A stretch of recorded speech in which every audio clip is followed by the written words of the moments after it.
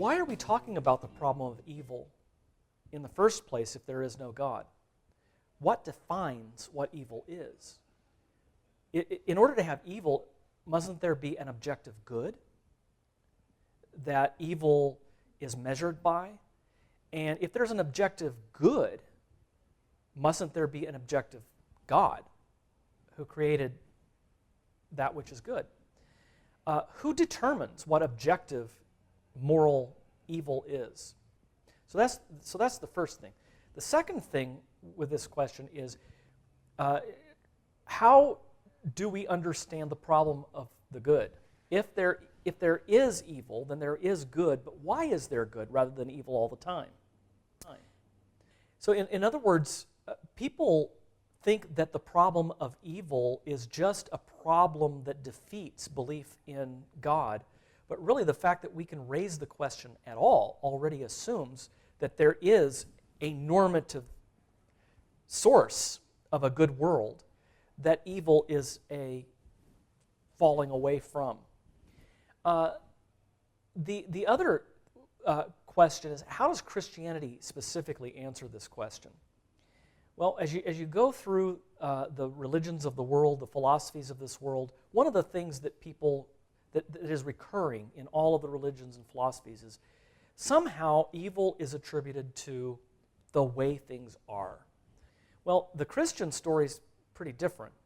The origin of the world is the Trinity, the Father, the Son, and the Holy Spirit, who eternally loved each other, and out of their mutual love for each other and joy in each other's existence, they together created a world that is not God, but reflects that joy and that love. Human beings with free will, created in the image of God, decided no longer to be God's image bearers. They wanted to be God themselves. Instead of being the moon reflecting the sun's light, they wanted to be the sun itself. As a result of that disobedience, that breaking of a covenant with God, the whole human race is plunged into sin and misery. There is no philosophical, to my mind, good philosophical answer to the problem of evil, because it's beyond our comprehension. However, there's a historical solution to the problem of evil, and that is the death, burial, and resurrection of Jesus Christ. Even in Job's experience, the book of Job has been this part of the Bible, has been this great test case of the question of the problem of suffering. How can a good God allow suffering? And there you hear lots of answers back and forth, sort of the way you do today, philosophers and theologians talking about it. But at some point, after listening to all of the different answers, Job says, you know what?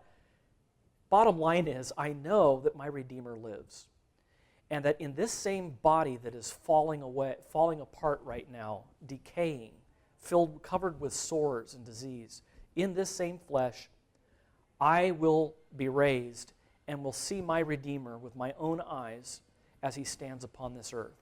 I know my Redeemer lives. Ultimately, that's our hope.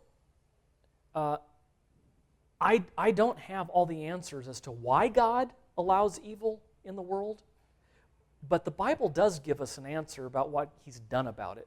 He has assumed himself the debt that we couldn't pay, undoing that judgment, that curse that human beings have brought upon the world. He carried that himself.